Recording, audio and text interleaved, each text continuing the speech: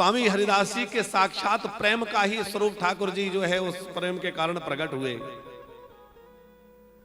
सबके मन के टेढ़ेपन को सीधा करने, बांके माने होता है टेढ़ा, और ठाकुर जी अच्छे अच्छे टेढ़ों को सीधा करने वाले हैं। टेढ़ों को सीधा करने के लिए वो टेढ़े बन करके आए हैं। हमारे राम जी तो एकदम सीधे हैं। राम जी जब खड़े होते तो आपने देखा होगा कैसे खड़े होते हैं, एकदम सीधे खड़े रहते हैं। बातचीत भी करते हैं तो सीधी सीधी करते। हमारे राम जी जब जनकपुर की गलियों में विचरण कर रहे थे तो नीचे देखते हुए चल रहे थे। अब सबके मन में राम जी के दर्शन की लालसा थी, तो जो बाल वृद्ध हैं वो तो दौड़ पड़े। गोस्वामी जी ने बड़ा मधुर वर्णन। अब हम सोच तो रहे हैं उत्सव राम जी का मनाएंगे कथा के विश्राम में, पर भाव आ ही गया तो थोड़ा कह देते हैं। धाये धाम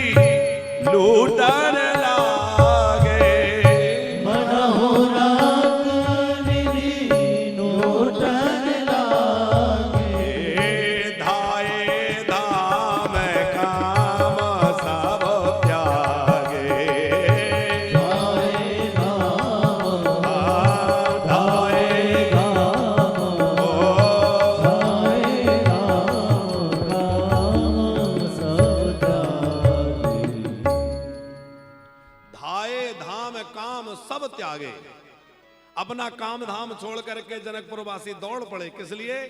श्री राम लक्ष्मण के दर्शन के लिए। पर जो घर की नारियां हैं वो मर्यादा है, दौड़ के सड़क पर नहीं जा सकती, तो वो दर्शन की लालसा तो उनके मन में भी है। वो दर्शन कैसे करें? तो वो अपने घर की अट्टालिकाओं पर चढ़ गई, झरोके से निहार रही हैं। पर दृश्य ये है कि राम लक्ष्मण गलियों से विचर रहे हैं और वो ऊपर झरोखे में खड़ी हैं, तो अब आपस में बातचीत कर रही हैं। सखी तुझे कुछ दिख रहा है? बोले हाँ दिख तो रहे हैं, बड़े सुंदर राजकुमार हैं, सुंदर मुकुट है, सुंदर धनुष बाण है, पीतांबर है, सब कुछ दिख रहा है, घुंघराले केस दिख रहे हैं, लेकिन मुख नहीं दिख रहा है। मुख क्यों नहीं दिख रहा है? क्योंकि राम जी सिर झुका के चल रहे हैं। ये हमारे राम जी हैं, सिर झुका के चलते हैं। और राम जी सिर झुका के चल रहे हैं तो लक्ष्मण जी भी सिर झुका के चल रहे हैं। और वो हमारे संत राजेश्वरानंद सरस्वती जी बड़ा मधुर भाव यहां देते थे। बोले एक सखी बोली कि अरे ये ऊपर कैसे देखेंगे? तो दूसरी सखी ने कहा कि मेरे पास ऐसी युक्ति है कि ये अभी ऊपर देखने लग जाएंगे। क्या युक्ति है?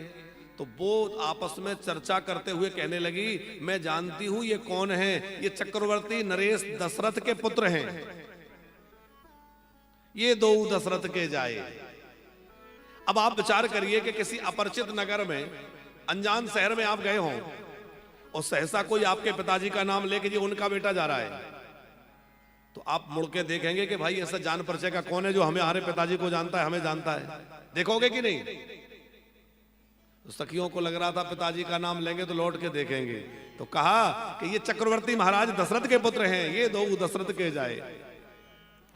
लक्ष्मण जी बोले सरकार लगता है हमारी कोई मौसी मामी जान पहचान की कोई है जो हमारे पिताजी का नाम ले रही। राम जी बोले देखो लक्ष्मण, हमारे पिताजी का नाम ले रही है वो ठीक है, पर हमें यहां सर उठाकर नहीं चलना है, सर झुका के ही चलना है। क्यों? बोले ये भक्ति का नगर है। जानकी क्या है?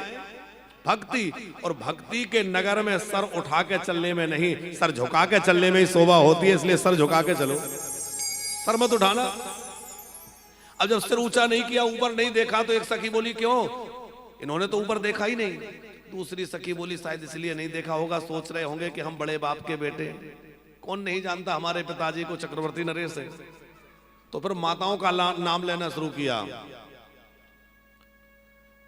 आगे आगे जो जा रहे हैं, जो श्याम वर्ण है, इनकी मां का नाम कौशल्या है, और जो पीछे पीछे गौर वर्ण के राजकुमार चल रहे हैं, इनकी मां का नाम सुमित्रा है।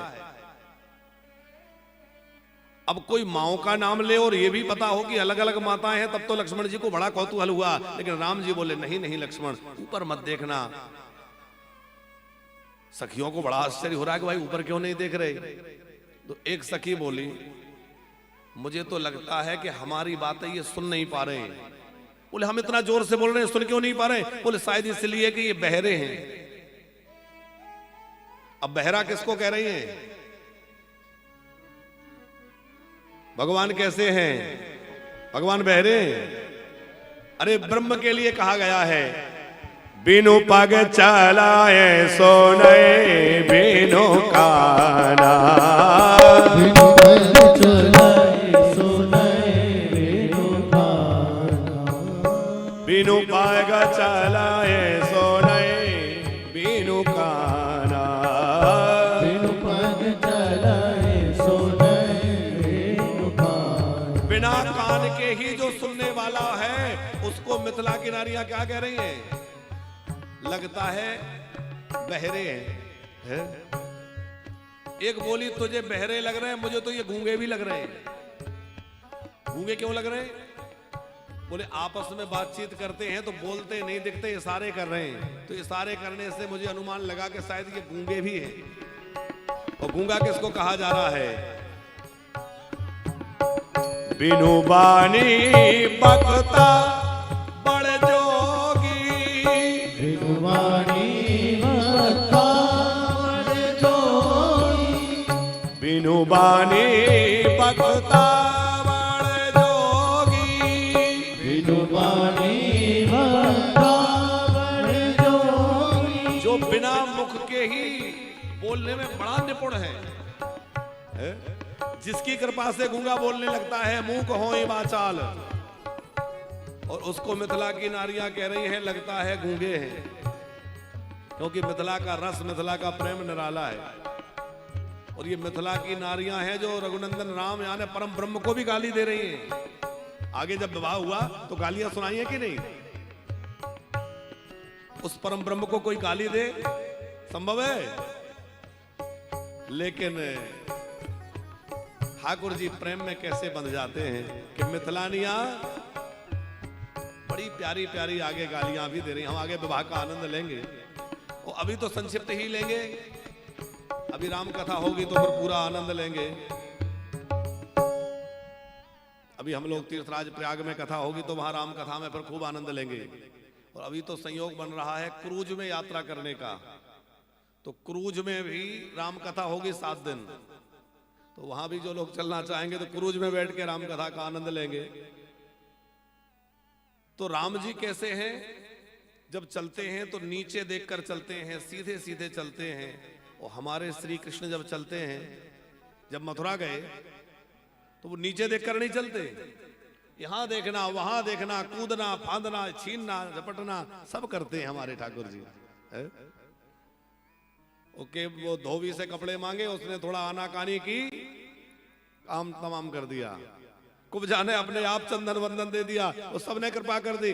क्योंकि टेढ़े से हर कोई डरता है। बक्र जान बंदों सब काऊ। तो हमारे श्री राम जी बड़े सीधे हैं और श्री कृष्ण टेढ़े हैं। यद्यपि राम और कृष्ण में भेद मत समझ लेना, न राम अलग है न कृष्ण अलग है, कृष्ण ही राम है, राम ही, कोई भेद नहीं है। लेकिन प्रभु श्री राम जो है वो मर्यादा में बंधे हैं, इसलिए वो मर्यादा का अभिनय करते हैं। और श्री कृष्ण जो है वो लीला रूप धारण करके आए हैं, इसलिए वो खूब विविध प्रकार की लीला करते हैं। कई लोग तो ये भी कहते हैं कि राम जी 12 अंश से, श्री कृष्ण 16 अंश से, पर ऐसा कहना अपराध है। ये कभी नहीं कहना चाहिए कि राम जी इतने अंश से और कृष्ण जी इतने अंश से, माने कुछ ये बड़े हैं ये छोटे हैं, ऐसा बिल्कुल नहीं है, क्योंकि वो एक ही हैं, अलग है ही नहीं। अब राम जी 12 अंश और 16 अंश श्री कृष्ण को जो कहते हैं, उसका कारण क्या है? कृष्ण कौन से वंश में हुए? चंद्र वंश में, और श्री राम जी सूर्य वंश में। चंद्र की कितनी कलाएं होती हैं? 16। और सूर्य कितनी राशियों में भ्रमण संचार करते हैं? 12। सूर्य की 12 कलाएं हैं, 12 सूर्य कहे जाते हैं ना, 12 आदित्य। तो सूर्य 12 प्रकार के हैं और चंद्र की 16 कलाएं हैं, वो 16 प्रकार से हैं, इसलिए लोग ऐसा कह देते हैं। अथवा प्रभु श्री राम मर्यादा में बंधे हैं, इसलिए उन्होंने कुछ कलाओं को गौण रखा। जैसे हम यहां बैठ के कथा कह रहे हैं, अब हमें नाचना भले आता भी हो, वैसे हमें नहीं आता, वे उदाहरण दे रहे हैं, आता हो, उत्सव चल रहा है, सब लोग नाच रहे हैं, तो हम तो नहीं नाच सकते, क्योंकि एक मर्यादा है। हम व्यासपीठ पे बैठे हैं, ये नाचने के लिए जगह नहीं है, ये कथा सुनाने की जगह है। तो अब कोई कहे कि इनको तो ये आता ही नहीं है, तो ये तो बात अलग हो गई। ऐसी राम जी एक मर्यादा में बंधे हैं, तो मर्यादा के कारण कुछ कलाओं को उन्होंने प्रकट नहीं किया, पर इसका मतलब ये नहीं है कि वो जानते नहीं है, वो है तो वही परम ब्रह्म, पूर्ण ब्रह्म परमात्मा है। न राम में कोई कमी है, न कृष्ण, राम और कृष्ण में कोई भेद नहीं है। कमी की बात तो करना ही नहीं चाहिए, कोई भेद नहीं। प्रभु श्री राम बड़े सीधे सहज सरल रूप लेकर आए हैं, लेकिन जब देखा कि भैया अब कुछ भक्तों के लिए तो टेढ़ा भी बनना पड़ता है, कुछ दुष्टों को सीधा करने टेढ़ा भी बनना पड़ता है, तो ठाकुर जी टेढ़े बनकर आए, और टेढ़े बनकर कृष्ण रूप में आए। नाम भी टेढ़ा, काम भी टेढ़ा, बातें भी टेढ़ी, और सब टेढ़ा मेढ़ा है। और फिर टेढ़े ही रूप में बांके बिहारी के रूप में प्रकट हुए। बांके का मतलब क्या होता है? टेढ़ा। बांका मतलब टेढ़ा। तो ठाकुर जी बांके बिहारी के रूप में आज प्रकट हुए। बोले बांके बिहारी लाल की।